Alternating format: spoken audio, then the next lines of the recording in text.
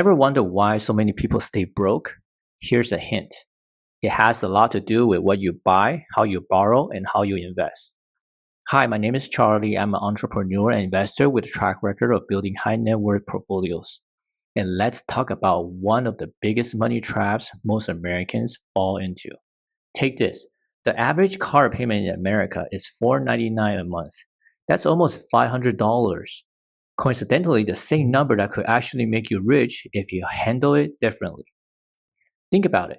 $500 a month invested from age 30 to 70, assuming a modest 7% return, will grow to over $5 million.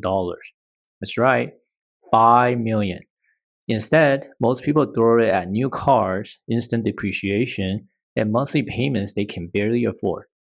The borrower becomes the lender's slave, while the rich keeps getting richer. So what's a smart move? Buy a reliable used car. Think Honda, Toyota, something with solid resale value. These cars can last 15 to 20 years if you take care of them. You avoid huge monthly payments, and money you can save doesn't just sit there. It's capital you can invest. Here's the magic. That $500 you would spend on a car goes straight into an investment account, index funds, ETFs, or even a Roth IRA, something that grows over time. Consistently beats timing. By making smart choices now, you're turning a car purchase into a wealth building opportunity. Remember, it's not about how much you earn, it's about what you do with what you have. Buy smart, avoid unnecessary debt, and invest the difference.